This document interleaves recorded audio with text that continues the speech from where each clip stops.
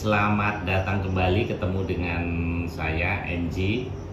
Siang ini Mas O tidak bisa gabung karena ada keperluan ke Cirebon. Jadi saya bersama Tante Rizka. Ada tamu luar biasa siang ini. Nah, kalau yang OMG yang pertama itu tentang musik, yang kedua ini tentang spiritual. Kebetulan pas bulan puasa, bulan Ramadan, jadi kita sesuai temanya. Nah, tamu kita dan sahabat kita adalah Mas Paul Amron. Selamat siang. Selamat siang. Dulu. Dulu. Oh, dulu. Oke. Sudah ujian tema sekarang ujian. Iya. Oke. Bagi rekan-rekan yang pengen tanya bisa follow IG-nya ya. Namanya ujian underscore pema underscore lunduk. Nah, itu rekan-rekan OMG bisa DM, bisa tanya-tanya. Nah, kita mau tanya nih Tante Rizka. Jadi suatu ketika saya dengar Mas Paul ini lagi cerita di depan anak-anak ABG Gen Z tentang 3 triple konsep. Nah, ini keren banget nih, menurut saya perlu kita bahas ya lebih mendalam. Kita pengen tahu, dan ini temanya sangat menurut saya sangat menyentuh dan bisa memotivasi, dan itu bisa membuat saya terpikir. Bahkan ada buku ya yang The Secret itu, bahkan waktu itu saya sempat ngobrol dengan teman, tertarik untuk nulis buku kecil aja, buku kecil tentang tadi 3 konsep. Nanti kita bahas ya Mas Paul ya. Oke, Mas Paul, silakan diterangkan. Oke, sebenarnya itu 3 tombol tadi adalah dasar juga dari meditasi. Nah, apakah tombol-tombol itu? Tombol itu sebenarnya 1, no grasping, jadi tidak menggenggam. Kedua, tidak menolak, no rejecting. Kemudian yang ketiga adalah tidak fabrikasi atau tidak membuat konsep. Nah, itu kenapa begitu? Dan itu sebenarnya sangat kita bisa mengaplikasikan dalam kehidupan sehari-hari ketika kita mendapatkan masalah, atau bahkan ketika kita mendapatkan hoki yang besar. Nah, tiga tombol tadi sebenarnya untuk cek recheck itu bagus banget. Ada yang pernah bilang kan, gimana kita, masa kalau kita lagi sial kita nggak boleh menolak? Memang agak big question kan. Orang yang pengen belajar atau yang belum tahu pasti bilang, ya nggak mungkin lah, aku tuh nggak mau miskin, aku tuh nggak mau sakit. Nah, kemudian kalau kita pas hoki, ya aku nggak mau dong hilang, aku sudah beruntung, aku sudah kaya, aku sudah ini, ya aku nggak, tetap itu yang aku mau gitu kan. Nah, sebenarnya kalau kita tuh berbuat seperti itu, kita sebenarnya malah makin hancur, makin suffer kalau kita bilang ya. Nah, seperti kalau dalam meditasi, ketika kita harus meditasi full lotus ya, itu pernah nggak kita meditasi terus kakinya kesemutan? Pasti ya kan? Pasti kesemutan Pasti. Ya. Nah, yang meditasi yang dia bilang menolak karena sakit kan? Aduh sakit, aduh kesemutan, aduh sakit, geringgingen namanya bahasa Jawa ya. Terus yang satunya lagi, dia kesemutan, dia diam aja. Coba dicek nanti siapa yang kesemutannya lebih lama. Pasti kesemutan yang lebih lama adalah yang justru menolak. Aku nggak mau kesemutan, aduh geringgingen, aduh kesemutan. Nah, itu yang akhirnya justru makin lama. Tapi yang dia hanya bilang, oke, kakiku kesemutan, tapi udah stop di situ, pasti kesemutannya hilang dewe. Nah, di dalam keseharian kita sama.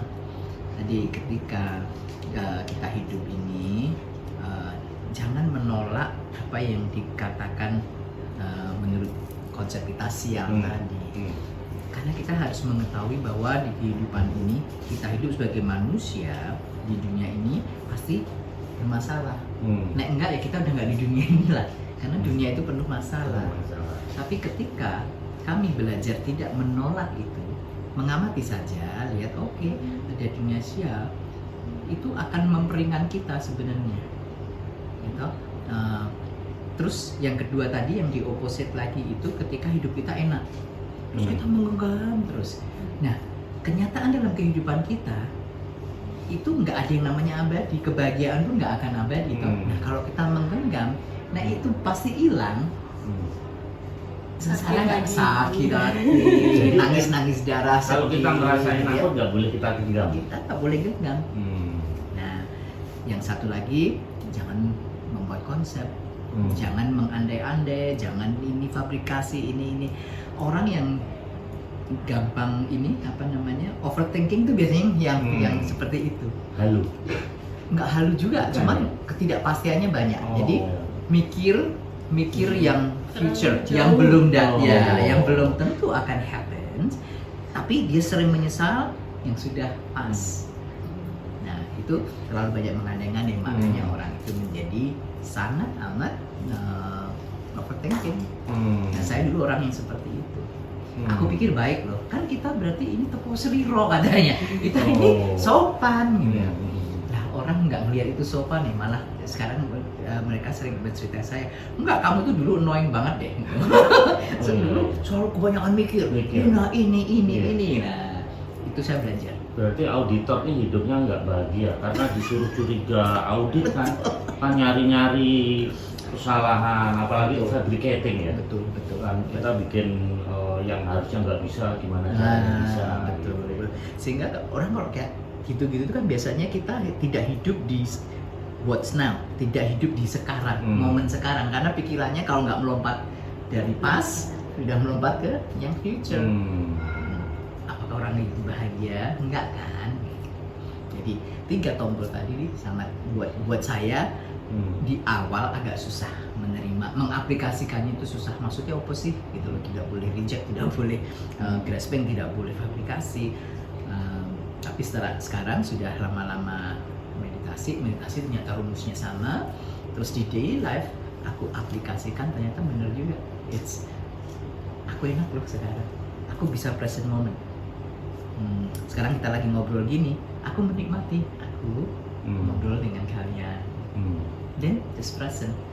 Peduli amat nanti yang 1 jam akan datang saya kena diare atau apa, kan belum tentu terjadi. Ngapain dipikirin?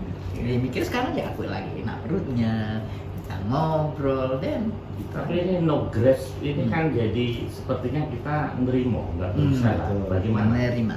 Padahal kan kita hidupnya dengan kompetisi. Betul. Penuh. Nah, Persaingan. menerima itu beda loh dengan pasrah bongkoan. Pasrah itu ada kata apa namanya, putus asa. Wis lah, nasib. Pasrah negatif ya. Pasrah itu ada konotasinya ya. kan. Okay. Tapi kalau kita mengetahui, menerima dengan segala pengetahuan yang ada, menjadi mindful dong. Ya, menjadi accept ourselves, accept everything mindfully. Ya, ada tulisan mindfully, bukan pasrah bongkoan yang aku sih karep mati yo wis tidak seperti itu. Jadi ada 2 tipe juga kan jenis, jadi orang pasrah yang bagaimana itu ada 2 tipe juga. Oke. No grasping, no fabricating, no rejection. Kalau misalkan kadang ada orang yang suka cerita seperti ini juga. Kadang ya udahlah pasrah, gimana nanti aja. Tapi pada saat itu kemudian sepertinya dia tidak ekspektasi apa-apa, tapi justru dapat jalan keluar atau mungkin dapat penyelesaian gitu. Nah, itu berarti tidak sama juga dengan pasrah bongkoan, atau itu dalam benar kondisi yang benar-benar menerima gitu. Ini 2 hal yang berbeda sih. Yang satunya kan end resultnya, yang satunya actionnya sekarang. Nah, action sekarang itu yang tahu diri kita sendiri. Kita ini pasrah yang negatif atau positif yang tahu kita sendiri. Nah, kita udah yang ngelokro, kan itu negatif kan ya. Tapi kalau bilang sudah aku berserah, Aku sudah berserah, menerima apa adanya, apapun yang terjadi, dan dia happy. Nah, itu positif. Tapi tetap gitu. berusaha kan? Berusaha. Kayak tadi, Nah, pesen yes. tiket tadi, kalau nggak nyari tiket yang Betul, murah, betul. Jadi berusaha tadi itu oke, tapi jangan sampai berusaha itu menggenggam. Nah, sudah berusaha terus tetap menggenggam, nah itu udah masuk ke ranah tombol yang tidak boleh mencengkram. Oh. Nah, nanti kalau kita menggenggam, tuk udah usaha, terus usahanya gagal, sedih lagi, sabar lagi, nyalakin wong liya. Ya kan? Nah, Iya. itu tadi Nah, ada dua hal tadi. nyalakin wong liya Nah, ini iya. filosofi bagus ini. Kenapa kok kita cenderung kalau ngadepin sesuatu tuh pasti cari blame Yes. orang? Satu, karena itu ego kita yang naik, ya toh, kita nggak mau disalahkan. Jadi mending nyalakin wong dia paling gampang. Manusiawi, itu manusiawi dong. Boleh dibilang manusiawi, tapi kok kita terus berbuat manusiawi semacam itu, siapa lagi yang sabar? Ya kan? Kita lagi, karena kita nggak bisa ngontrol apa yang di luar. Apa saja yang di luar sana itu punya jalan masing-masing. Kalau kita percaya dengan karma ya, mereka punya karma masing-masing. Ya, mereka akan berbuat apapun. Kita nggak bisa ngomong, jangan gini, jangan gitu, nggak mungkin bisa. Jadi lebih baik kita ngontrol diri sendiri. Kita berubah reaksinya ketika sesuatu tidak terjadi, apa yang kita ingin tidak terjadi, dan bagaimana kita ini bereaksi dalam diri kita. Jangan nyalain orang lain, tapi tanya aja, dan nanti akan ketemu lagi tuh, oh iya aku mencet tombol yang menggenggam, makanya aku sekarang malah kayak gini. Nah, kenapa end resultnya bisa apa nih, oh ye. Nah, again, itu kembali lagi kalau kami percaya dengan karma. Apapun yang terjadi dalam hidup kita itu adalah buah-buah dari karma masa lampau kita. Ya. Masa Jadi, lampau itu masa past life atau masa bisa past life, waktu bisa kecil yang kita? bisa juga yang sekarang ini, ya kan? Tapi apapun yang sudah kita berbuat, pasti berbuah. Kalau dulu kita berbuatnya menanam mangga, pasti akan dapat mangga. Kalau kelapa ya kelapa. Tapi orang yang nggak ngerti, kadang-kadang nanamnya mangga, tapi mintanya buah durian. Jadi itu juga mengandai-andai kan, itu halu kan. Iya. Nah, kalau kita udah ngerti ini semua, sebenarnya hidup kita tuh terbebas loh. Bebas ya. Santai yang bukan pasrah bongkoan ya, tapi santai yang bener-bener oke, I'm happy gitu loh. Tadi udah disinggung bahwa yang bisa kontrol diri kita ya, Mas Paul ya. Jadi orang lain itu kan kita nggak bisa kontrol. Nggak bisa. Nah, kalau dalam dunia kerja misalnya ada atasan yang begitu, atau dalam sekolah bergaul ada tetangga juga gitu. Itu gimana cara ngadepinnya? 3 rumus tombol tadi. Oke. Semua apa yang di luar kita, apa yang terjadi, kami belajar untuk mengamati saja. Acknowledge. Amati, ini ada tetangganya kok usil. Yeah. Stop di situ. Jangan kita mengandai-andai, oh kena usul, tak ini, tak itu, ini. Oh, jadi nggak boleh kita membalas. Tidak. Kalau kami, karena kita percaya dengan hukum karma, kita membalas, kita pasti nanti dapat lagi juga kan apa yang kita lakukan terhadap itu. Jadi tadi kita hanya mengamati, kemudian jangan digenggam, jangan juga ditolak. Jadi amati apa. Jadi kayak nonton Netflix aja ya, nggak usah kita betul. membalas. Nggak perlu. Kalau nanti orang itu akan sial, yaitu karena dia apa yang dia lakukan ke kita dia akan mengalami karma itu. Nah, reaksi kita ya kita ke karma kita sendiri. Kalau kita tetap reaksinya baik, kita akan mendapat benih karma yang baik juga, nanti akan tumbuh baik. Jadi ketika kita tidak membalas, itu kan karma baik, kantongin. Nanti lama-lama kita kantong kebajikannya banyak, jadilah hoki-hoki kita di masa depan. Tapi itu tidak menjadi diri kita semakin lemah ya? Kan kita tidak ada perlawanan gitu. Untuk saat ini, in this modern life, kita melihatnya memang seperti itu. Karena kita apa? Kita punya ego. Kita punya attachment terhadap diri kita sendiri. Attachmentnya terhadap diri sendiri ada pasti gini, I don't deserve that. Saya tidak orang itu nggak bisa kayak gitu because I don't deserve. Nah, itu keakuan toh. Kalau kita punya keakuan semacam itu juga kita akan suffer. Kita akan marah terus, isinya marah, tidak terima orang lain nyenggol sidik, kita sudah mengejudge bahwa kamu nyenggol padahal nggak sengaja. Ya. Berarti kalau kita merasa tersakiti dengan perbuatan orang lain seandainya seperti itu, kita cukup mengamati juga, mengamati diri kita dalam arti orang ini menyakiti saya, gitu kan, dan apa yang harusnya saya perbuat, saya tidak perlu berbuat apa-apa, menerima itu dan memberikan reaksi yang baik, karena itu akan jadi karma baik juga buat saya. Karena again karma itu kan ada sebab dan akibatnya toh. Orang itu menyalahi kita hari ini, pasti ada sebabnya, nggak bisa ujuk-ujuk orang itu menyalahi kita. Berarti pas life kita dulu mungkin pernah menyalahi sosok ini.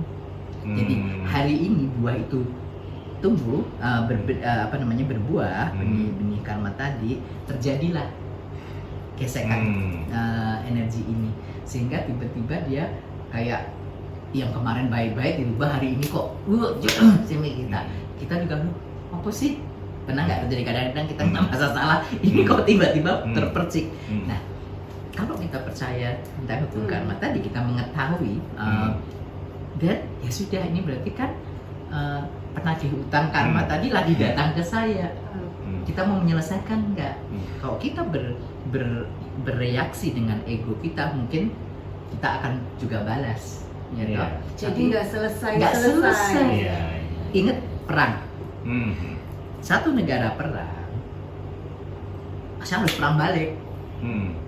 Selesai nggak? Nggak selesai. Karena itu terus bolak-balik. Jadi kalau kita mau menyelesaikan itu, dan kita harus punya kesadaran penuh bahwa oke, ada sebab akibat. Oh, berarti ada karma. Oh, kalau orang ini melakukan ini, berarti aku dulu pernah melakukan ini. Dan kita mempunyai satu kelegaan untuk ya wis. Ya, saya jadi ingat Tante Rizka ada why me konsep. Jadi ada satu petenis, waktu dia menang menerima trofi, dia tanya why me. Pada saat saya menang, kenapa saya nggak tanya why me? Tapi pada saat kalah, justru kenapa kok gua kalah gitu kan? Ini mirip konsep itu ya. Jadi bukan hanya pada saat sial aja, pada saat baik kita jarang menanyakan kenapa kok saya ya gitu. Tapi pas kita gundul, kenapa yang gundul gua ya? Tadi saat gondrong kita lupa bahwa kita, aku nggak lupa loh, ini masih gundul Mas. Karena ONG-nya obrolan menjadi gundul. Nah, paculnya mana? Seru. Kembali lagi tadi soal no grasp, no rejection. Boleh nggak kalau misalkan itu saya bilang no expectation, basically tidak ada ekspektasi. Betulkah kira-kira dengan itu end resultnya? Ketika kita tidak menggenggam, pasti kita tidak berekspektasi. Tidak berekspektasi yang apa-apa, harus tetap ada atau hilang. Betul. Seperti itu. Cuma menerima apapun. Itu. Karena itu sudah terjadi. Ya mungkin orang bilang yang nggak terlalu ini karma, dia bilang wis nasibku kuwi. Nah, wis meh ini hubungannya dengan nasib gimana ini? Mungkin itu perbedaan kapasitas pengetahuan sebuah tadi buah dari karma. Ya, jadi kalau kita yang sudah tahu, akhirnya ya sudah menerima, kita tahu ini memang deserve this karena aku dulu pernah utang sama kamu, sekarang tiba saatnya kamu nagih aku, ya tak bayar. Ya toh, jadi ya itu normal, normal. Dan memang harus saya lakukan, saya harus bayar, namanya hutang ya harus bayar. Jika karma datang dan kita juga harus bayar, ya bayarlah, gitu kan. Tapi kalau kadang-kadang nasib itu masih gini, kapasitasnya mungkin saya salah, tapi dari perjalanan saya pernah juga bilang nasibku gitu loh. Tapi sekarang ketika aku sudah tahu, aku tidak merasa kalau nasib itu kan kita masih ada ketidaktahuan. Iya. masih yang ya wis lah nasib. Hmm. Dan kadang-kadang masih tanda tanya, aduh kalau gitu tadinya aku mesti gini, aku mesti ada apa namanya tadi, penyesalan toh Iya, gitu. iya. Tapi kalau sekarang saya sudah ngerti ya bahwa hukum karma itu ada dan nyata, saya tidak lagi bilang oh nasib, tapi tidak, saya hanya bilang oh ya sudah, memang sudah saatnya aku bayar utangku. Dan tidak ada penyesalan, tidak ada lagi pertanyaan lagi, adanya hanya rejoice. Nah, aku sudah ini bisa. berat ini latihannya gimana nih?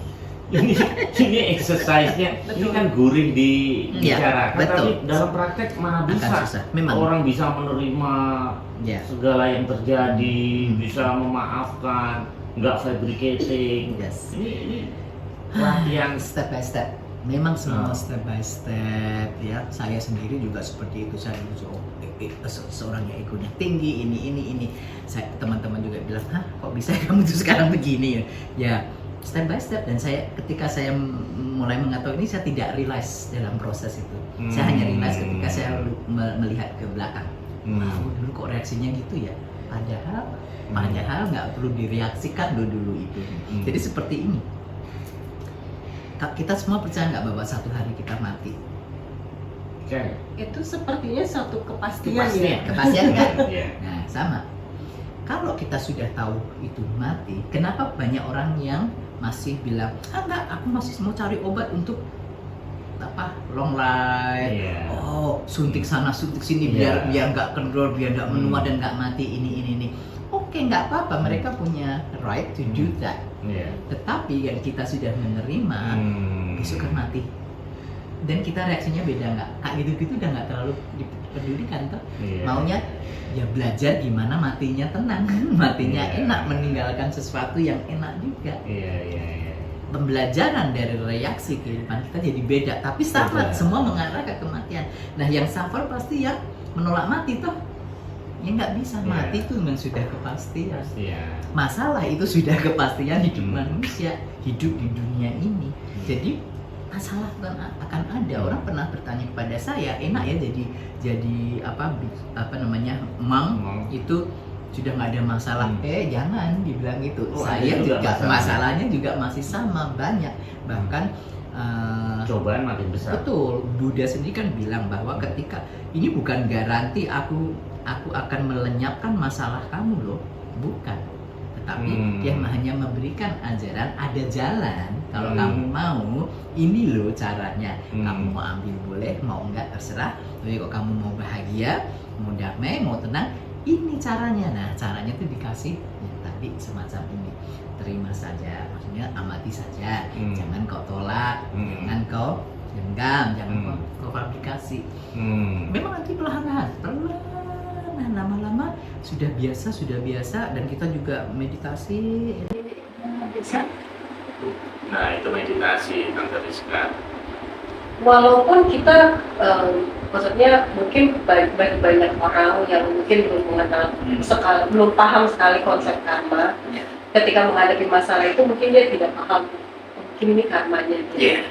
Nah, apakah memang harus tahu karmanya terlebih dahulu, atau terlepas dari karma apapun, yang penting sekarang adalah no grasping, no rejection, seperti itu kan kira-kira. Jadi itu akan sulit karena ketika kita bereaksi ini kan kita sebagai manusia juga mikir kenapa saya harus begitu, kan? Secara manusia kita harus belajar toh. Nah, itu kalau dari udah ngomong masalah itu kita ngomong tentang racun kehidupan, racun batin kita. Ada 5, satunya lagi ketidaktahuan, ignorance, kedua ego, 3 attachment atau apa melekatan, kemudian marah, anger, and jealousy dari hati.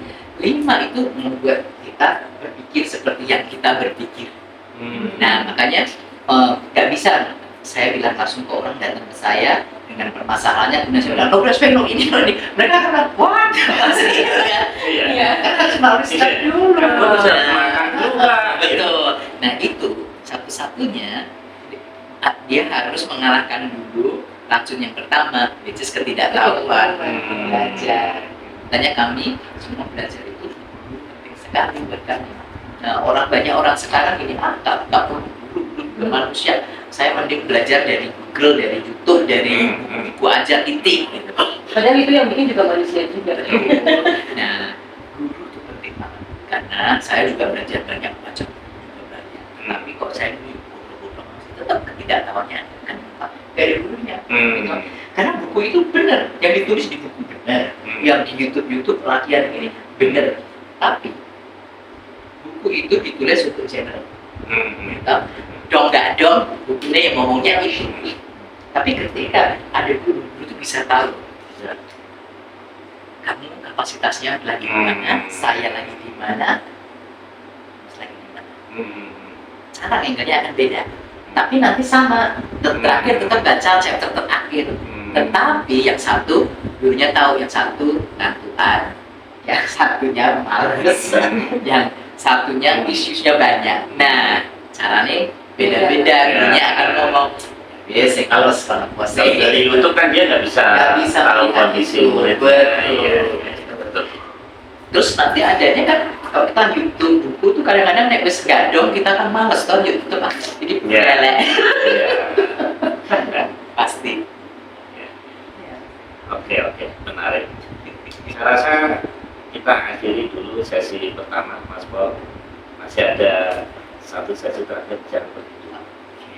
Sobat ONJ, terima kasih. Stay tune.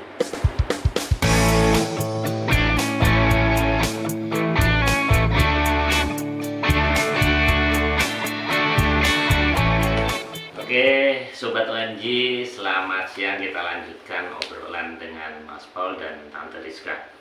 Mas Paul, ini saya mau tanya kaitannya dengan kesehatan ini. Karena setelah pandemi ini kan banyak teman-teman saya juga ini kuping bunyi gitu. Ada teman kita yang flu, ada yang sakit nggak jelas lah. Sebenarnya bukan sakit yang berat itu enggak. Nah, kaitannya dengan tadi ya, 3 tombol dan apa tadi 5 racun dunia. Ini dalam penerapannya bagaimana? Karena saya dengar Mas Paul dulu juga pernah matanya hampir buta segala. Nah ini saya rasa ini energi ya. Bagaimana kita menyalurkan energi kita ke kesehatan itu, terutama apalagi di usia kita yang udah kepala 5 ini. Bagaimana? Iya. Jadi balik lagi. Ketika kita mau meditasi, kesemutan tadi, ya mau ditolak, ya nggak bisa. Memang kesemutan pasti terjadi ketika kita melakukan posisi meditasi tadi, gitu. Ya caranya satu-satunya tadi, jangan ditolak, amati saja, dan jangan ditolak. Nah, sakit. Ketika kita sakit, ketika saya waktu itu sakit dan saya belum pernah sakit sesakit-sakitnya itu, dan mata udah 80% buta, badan habis, udah nggak berdaya. Di awal-awal saya itu marah, kenapa ini terjadi? Nyalain orang lain lagi. Oh, gara-gara ini saya sakit. Dalam kemarahan saya makin sakit. Sakit waktu bakteri makan itu di dalam tubuh saya, karena saya ada bakteri yang memakan dari tubuh, dari dalam. Rasa dia jalan jam-jam tertentu sampai disuntik supaya rasa sakitnya morfin ya kayak gitu. Tetap makin saya marah, makin saya tolak, makin saya sakit. Kemudian saya tiba-tiba punya titik balik, ingat ajaran-ajarannya. Jangan ditolak. Semua yang terjadi ini ada sebabnya, dan itu pasti balik-baliknya karma lagi. Nah, ketika saya bisa memahami itu, saya balik, saya tenang, saya minta maaf terhadap diri saya sendiri. Siapapun kamu makan saya, mungkin saya dulu bunuh kalian semua. Sekarang ini mungkin karena saya sudah berbuat, saya harus bayar utang saya. Dan saya ngomong, ya sudah, silahkan, seberapa banyak, terserah. Meditasi lagi. Ketika sakit tetap datang, di awal-awal saya masih belum kontrol yaitu. Ya saya cuma tadi amati. Oke, lagi sakit, lagi makan, lagi ini. Nah, habis itu lama-lama ringan. Akhirnya setelah ringan itu kita kan menerima, berarti kan sudah menerima itu. Saya tidak menolak sakitnya, saya menerima. Dan saya tidak grasping dengan konsep sehat. Saya mau sehat. Dunia saya harus sehat. Saya itu salah apa? Malah enggak, katanya kan motivasi katanya perlu. Iya, perlu. Cuman sebatas mana? Jangan sebatas kita grasping. Ya dikasih sehat syukur. Ya, mau saya mau sehat. Tapi kan semuanya tergantung dari karma saya. Saya mau sehat gimana kalau saya belum bayar karma saya yang sakit tadi. Nah, setelah tahu hukumnya, sehingga metode tadi saya terapkan di bagaimana saya menghadapi atau bereaksi dengan sakit ini. Akhirnya saya bisa senyum, teman saya yang jagain juga rasa enak karena saya tidak marah-marah terus. Semua enak, saya enak. Lama-lama yang sudah divonis benar-benar max sembuh sampai sekarang, dan saya sudah bisa melihat lagi walaupun tidak sempurna, tapi at least saya better than yang kemarin-kemarin, dan jauh lebih sehat dan lebih ringan. Jadi pengobatan medis kan tetap perlu kan? Ya perlu. Cuman kalau dari saya ini saya sudah selesai, karena dokter sendiri sebenarnya sudah nggak bisa ngasih obat. Dia bilang ini sudah max. Kalau kita paksain pasti ginjal. Nah, tapi justru dalam keadaan seperti itu saya bilang berarti saya memang sudah harus benar-benar memasukkan tombol-tombol tadi. Dan ini semua terjadi karena karma saya. Kalau karma saya masih sakit hari ini, saya mau minum obat sebanyak apapun kayaknya tetap sakit, nggak sembuh-sembuh. Tapi kalau memang saya sudah sembuh, jadi saya sudah bayar utang karma saya pasti akan sembuh sendiri. Walaupun nggak minum obat, saya sudah 2 tahun nggak minum obat. Dan tidak kembali cek ke dokter gitu. Tapi lihat, orang kalau saya nggak ngomong saya sakit pasti. Nah, waktu kejadian itu Mas Paul sudah mempelajari ini atau sudah selama setahun? Sudah. Ada ajaran itu, cuma ego saya masih tinggi sehingga saya banyak penolakan. Saya masih mungkin tahayul, nggak mungkin dia orang bisa gitu, itu nggak manusiawi. Nah, banyak pertanyaan yang of course kelihatannya memang normal di kita saat itu kan, selalu bilang manusiawi lah, inilah. Boleh kita ngomong gitu, ya punya hak kok kita. Cuman kita tahu itu suffer, nggak akan ada result. Nah, setiap orang ini bisa melakukan itu Mas Paul, atau hanya orang seperti Mas Paul aja yang tingkat spiritualnya yang tinggi, yang kayak kita ini gimana ini? Apakah setiap manusia itu ketika menghadapi tadi sakit tadi, apakah sama bisa melakukan seperti Mas Paul tadi? Setiap orang beda-beda. Cuman yang saya tahu di sini adalah saya mempunyai karma yang baik di masa lampau. Saya menyimpan tabungan itu sehingga ketika sekarang ini saya dilahirkan sebagai Paul yang sakit 3 tahun yang lalu, yang ini itu ya, itu ya memang sudah memang harus terjadi. Dan kenapa saya di saat itu sudah belajar setahun dengan satu guru yang bagus sekali, itu ya hasil dari karma saya, karena saya punya buah karma yang baik, itu menyelamatkan lah, sang penyelamat di situ. Cuman waktu sebelum sakit, keegoan saya masih ada, ketidaktahuan saya juga masih mampet gitu. Begitu saya sadari buah karma yang baik tadi berbuah di ucapan tubuh dan batin saya, itu kayak selang yang dulunya tertutup tiba-tiba disetor air, itu plong, bisa yang tadi berserahnya itu berserah dengan segala ketahuannya. Caranya gini, satu-satunya ya begini. Itu berapa lama Mas mengalami? Hampir 1 tahun juga. 1 tahun prosesnya, ya. Cuman di awal aja sangat-sangat yang sakit ya, karena saya masih kayak ragu nih, ini gitu. Apalagi yang sakit-sakit ringan ya Mas Paul, ini kan tergolong penyakit berat ya, harusnya bisa dong ya kita pengobatan. Harusnya bisa. Kayak tapi kadang-kadang pusing-pusing gitu. Justru kalau ringan-ringan itu kita ignorance kan. Iya. Nanti kita sembuh Tadi sendiri.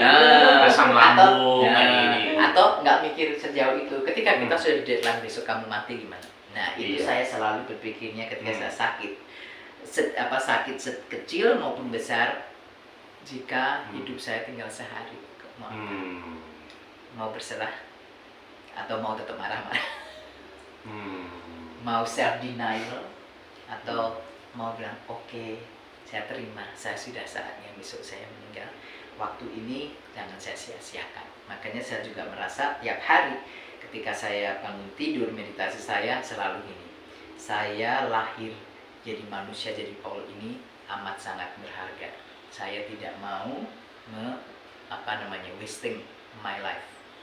Jadi banyak sekali kebijaksanaan di sekitar saya, di sekeliling saya yang saya harus download, saya harus pelajari. Dari situ tiap hari saya masih belajar, saya masih bisa bersyukur bisa merasakan hasil-hasilnya di saat ini. Nah, karma itu kan kita nggak tahu ya. Kalau memang sudah waktunya kita harus tiba-tiba pergi. At least saya sudah membawa kebijaksanaan yang baru dan karma-karma yang mungkin utang karma yang lebih less ke transformasi ke kehidupan saya next life. Ya pengennya saya bayar semua, tapi ya pelan-pelan. Saya juga tidak menganggap itu. Saya hanya beraspirasi bahwa kalau dikasih kesempatan untuk bayar semuanya, ya puji syukur. Berarti ketika di titik balik itu mungkin merasa mendapat kesempatan hidup kedua kali, Enlightenment. Atau enlightenment, ya pencerahan lah ya. Pencerahan kecil itu sebenarnya banyak terjadi sih di kehidupan kita semua. Kadang-kadang karena ketidaktahuan kita nggak ngerti, kita balik lagi dan bayar hutang, tapi bikin hutang baru lagi. Jadi sebenarnya yang 3 triangle dengan 5 racun tadi bisa kita pakai untuk apa aja ya. Misalnya untuk bagi yang masih kuliah, misalnya pengen nilainya bagus, bagi yang kerja, bagi yang sakit, bisa aja ya Mas Paul ya. Karena ini energi kan ya. Betul. Tapi ini kayaknya nggak bisa diceritain deh, harus dilakukan deh. Harus dilakukan. Jadi kita belajar dari guru yang bagus, yang lihai, kemudian kita aplikasikan. Kalau cuma baca, orang yang intelijennya tinggi dia bisa hafal kok, kata-kata bijak itu bisa dihafalkan toh gitu. Tapi apakah bisa kita aplikasikan dalam hidup kita sehari-hari dengan environment yang toksik? Itu memang tesnya sebenarnya kita itu. Jangan tesnya siapa yang bisa hafal. Memang Tante Rizka ya, ini kelihatannya gampang ya, tapi berat ya sebenarnya di penerapannya. Nah ini saya tanya sedikit nih, agak sensitif sedikit. Jadi konsep ini bisa diterapkan ke semua agama ya? Bisa. Karena kan saya Muslim, gitu, Mas Paul Buddhis, jadi bisa ya. Artinya ini kan suatu metode ya, atau apa ya, way of life atau apa ya? Ini metode ya, kebijaksanaan itu metode. Kebijaksanaan itu tidak punya agama loh. Kebijaksanaan itu kebijaksanaan. Semua orang sama, mau agama apapun kita semua sama. Ini agama hanya ya saya pakai jubah, oh Buddha. Yang Mas pakai sarung, oh Muslim. Apalagi oh ini Katolik. Itu kan hanya kita prefer pakai pakaian apa, orang suka jeans, suka kaos, suka ini kan sama sebenarnya. Tapi keinginan orang-orang yang memakai kostum-kostum tadi, kostum yang beda, keinginannya apa? Mau bahagia toh, nggak mau susah toh, itu aja. Tujuan kita adalah ke sana. Sama, kita mau ke Jogja, tujuannya Jogja, tapi kendaraannya ada pesawat, ada bus, ada train. Tinggal kita mau cocok yang mana, pakai itu, tapi tujuan kita semua sama loh, ke Jogja. Dan kita nggak jangan saling mengganggu ya. Betul. Yang satu kan lewat rel, satu lewat tol, satu lewat udara. Betul. Nggak bisa kok kita memaksakan kamu harus ikut naik train ke Jogja, hanya itu saja yang bisa nyampe ke Jogja, nggak mungkin lah. Orang yang pengen cepet-cepet ya naik pesawat, punya duit ya udah naik pesawat, gitu ya enggak naik bus. Jadi seperti itu sih. Jadi setiap orang pun juga bisa beda-beda cara menuju kebahagiaan tadi itu. betul. Metodenya banyak sebenarnya, banyak sekali. Makanya kita harus memerangi ketidaktahuan kita dengan belajar guru ya. Kalau kita lucky enough past life kita punya itu kebajikan, kita temukan guru yang lihai, bisa cepat kita dipercepat ya naik pesawat. Itu contohnya ya. Nah, seperti itu. Bahagianya itu bisa ditentukan nggak kemudian kira-kira? Maksudnya gini, tadi kita kan tidak grasping ya. Betul. tadi kita juga tujuan hidup kita sebenarnya ingin bahagia. Tapi ketika kita pengen bahagia, apakah kalau misalnya suatu saat kita jadi tidak bahagia, kita jadi sedih lagi gitu. Betul. Nah ini kayak lingkaran juga nih Ugian. Betul, ketika kita merasa kita ada di lingkaran itu berarti kita ada di samsara life. Makanya kita naik turun, nggak ada ujungnya, nggak ada pangkalnya. Nah, kita perangi ketidaktahuan, kita pinter, kita ini download, kita menemukan metode yang pas dengan kita akan bisa keluar dari lingkaran tadi. Tanpa itu nggak bisa gitu. Nah, kebahagiaan sendiri, konsep kebahagiaan tadi, ketika orang itu mempunyai banyak ketidaktahuan, dia pasti nih, kebahagiaan itu kalau saya kaya raya, bahagia itu kalau saya punya mobil ini, kebahagiaan itu kalau saya punya partner, punya ini, mengkonsep sendiri, mempublikasi sendiri. Padahal kebahagiaan sejati itu yang mana? Karena yang ini tidak tahu, ya dia akan melampiaskan atau menggantungkan kebahagiaan tadi dengan eksternal. Ya, mungkin ya itu sementara toh. Cuman yang sudah belajar akan mencari bahwa kebahagiaan itu ada di dalam diri kita, nggak ada hubungannya dengan yang di luar. Aku bisa buktikan itu, misalnya nih ada orang ke saya, tolong dong Bante doakan saya supaya dapat kerjaan. Akhirnya pekerjaan, dia sedang telepon, ada pekerjaan. Telepon lagi, nangis. Aduh, ini kerja gini, saya stres, keadaannya ini. Nah loh, bahagia, katanya bahagia, kita dapat kerjaan. Sekarang, terus oke. Terus nanti yang kaya juga, yang orang nggak punya, dia pengen kaya. Akhirnya jadi kaya raya nih. Sama stresnya. Terus saya nggak punya uang, saya harus saya nggak punya waktu lagi untuk bayar itu. pajak. Nah, khawatir, nggak bisa tidur. Terus uangnya habis. Habisnya kemana? Ke rumah sakit, ke Singapura, bolak-balik, habislah uangnya. Nah, itu kebahagiaan. Kita harus tahu bahwa kebahagiaan yang bagaimana. Kalau menurut saya, dalam diri saya belajar kebahagiaan itu ketika kita sudah bisa merasakan yang artinya puas, yang artinya cukup. Cukup itu bukan berarti punya banyak uang loh. Kehidupan saya dulu sama sekarang gimana? Kalau dilihat secara financial duit, sekarang saya nggak boleh kerja, nggak boleh apa-apa, nggak ada. Tapi justru saya merasa paling kaya di saat saya sekarang ini. Karena saya sudah tidak lagi mempunyai, aku harus pengen punya ini, pengen punya Prada, punya ini, punya itu. Dan saya terbebas. Merasa terbebaskan berarti itu sebenarnya yang There you go. Enlightenment is bebas dari emosi samsara ini nanti. Dan emosi samsara itu ini bisa ke dalam lagi. Berarti bahagia dan sedih mana yang saya cari? Nanti lama-lama kalau kita sudah belajar, dua-duanya itu penting. Tidak ada yang namanya kesedihan, tidak ada yang namanya kebahagiaan sedih. Dua-duanya eksis in the same person. Seperti kalau saya tutup dengan ini ya Mas ya, kita ini kadang penuh khawatir. Saya dulu waktu hidup saya enak-enak, punya apartemen bagus di Amerika. Saya kalau pergi itu pengennya pulang. Aduh, udah saya kunci belum ya pintunya. Aduh, nanti kalau ada maling, ada ini. Nanti saya pergi sana kalau dirampok ini. Itu khawatir terus. Sini khawatir ya. Padahal saya dulu dilahirkan punya enggak. Saya ingat sekali lahir papi mami itu penuh dengan kemiskinan. Malah nggak ada kekhawatiran itu. Pergi aja, nggak ada apa-apa. Nah, kita harus selalu berpikir bahwa kita asalnya adalah nggak punya apa-apa, kosong toh. Nah, setunggu waktu kita memberi konsep, kita malah terbelenggu dengan konsep-konsep kita sendiri. Makanya baliklah. Kalau kamu nggak mau khawatir, nggak mau ini, bersikaplah ya, aku dulu juga from nothing. Anggap saja rumahku kosong, jadi aku ya. Kalau rumah kosong, apa sih yang mau dimaling? Itu aja. Keren. Nah, tadi ya, kebetulan human desainnya Mas Paul ini unik, Tante Rizka. Jadi saya agak kaget. Tipenya Mas Paul ini generator. Tapi head, atsna sama throat-nya nyala. Nah, ini jarang-jarang loh. Biasanya orang generator itu biasanya orang jenderal lapangan ya, yang otaknya nggak nyala. Ternyata Mas Paul ini inspirasinya abstrak, kan makin ke atas sih makin abstrak nih. Headnya ini define ya, bahasa human design-nya. Nah, kemudian asna itu bisa dari yang abstrak bisa mengelaborate menjadi sesuatu yang bisa dicerna oleh orang lain. Nah, ini tadi.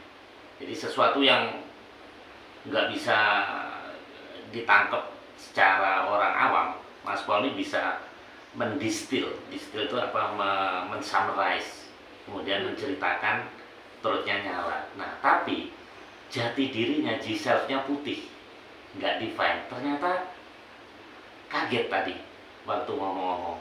Ternyata memang nggak boleh. There's no self. There's no self. Nggak boleh keakuan. Jadi dalam mempelajari ini ilmunya udah tinggi banget nih. Jadi nggak boleh ada keakuan, nggak boleh ada apa namanya? Tidak ada Paul, tidak ada, Nah, ada ujian, nggak ada. Nggak ada lagi. Kosong. Yang kosong itu isi kosong ya. Ini dalam sufisme juga begitu. Jadi udah lebur. Bahkan dalam meditasi saya pernah baca orang itu harus melebur dengan sekitar. Udah nggak ada aku lagi, udah. Nah, pada saat itulah kekuatan muncul ya, Mas Paul itu. Nah, terus bawahnya sakralnya nyala. Nah, beliau ini tipenya seperti diesel. Diesel ini sekali dinyalakan jalan terus kan. Kan ini tadi kita ngobrol juga nggak ada rencana, nggak ada briefing, langsung ngalir kan. Beliau seorang eksekutor, Al-Goju. Beliau ini Al-Goju, eksekutor. Kalau di dalam Kopengho itu singkang. Kalau belajar singkang itu kan dari perutnya ini. Tenaga dalam. Tenaga dalam dia kuat gitu. Nah, tapi kelemahannya harus dijaga ini fisik, karena akan capek. Dan orang yang ngikutin kasihan. Betul. Ya, yang ngikutin nanti pasukannya kecapean nanti, karena jenderalnya terlalu kuat ini. Nah, Itu sering terjadi. Nah, penyeimbangnya kanan kiri itu nyala. Jadi emosional solar plexus sama spleen-nya nyala. Spleen ini intuisi. Nah, yang solar plexus harusnya emosional ya. Tapi mungkin emosi di sini dalam arti mungkin beda ya. Seperti tadi yang sudah mindful, yang belum mindful. belajar atau yang sudah belajar. Iya, cuman willpower-nya enggak putih. Willpower ini emosi tapi yang fluctuate. Jadi yang apa namanya? Biasanya itu menggenggam. Sudah mau ini harus Nah, dapat ini. Ternyata enggak. Itu memang sudah Dikurangin, saya masih Dikurangi. belajar mengurangi. Iya. sudah mulai tidak. tidak ada. Iya. Let go. Ya. Jadi udah sesuai lah gitu. Dan kalau kita lihat nih, imbang sekali. Kita lihat ini. Ini imbang sekali. Jadi kanan kiri tengah seimbang. Jadi cocok logi. Ini pseudoscience lah. Cocok Cocok logi. logi. Oke, terakhir sebelum kita tutup, ini ada pesan sponsor. Halo Mbak Esther, acara ini disponsori oleh Batik Walangkeke. Kita belum ke Solo ya Mas Paul ya. Iya. Nanti kalau ke Solo kita mampir. Nah, di belakang kita ini ada motif burung merak di sini. Jadi setiap acara kita tampilkan satu-satu. Ini koleksi dari hampir 1000 batiknya milik Eyang Warjinah. Burung merak ini lambang apa, keindahan, lambang perlindungan juga, lambang kebahagiaan. Nah, di sini ada dua gambar, satu burung ini, kemudian buket ininya seperti apa, kembang ya ini ya, kelompok kembang dan burung merak. Jadi ada dua. Ini bisa dipakai untuk acara-acara misalnya resepsi, tapi bukan pengantinnya, tapi sebagai tamu. Nah, melambangkan keindahan. Jadi seperti itu sponsor kita. Saya rasa cukup Mas Pol. Nanti next time setelah, oh ya Mas Pol ini mau ke Papua terus mau ke Butan. Nanti suatu saat kalau balik ke sini mampir lagi, kita ngobrol lagi oleh-oleh dari Butan. Pasti. Oke, Tante Rizka, kita tutup. Terima kasih sahabat OMG, sampai jumpa kembali.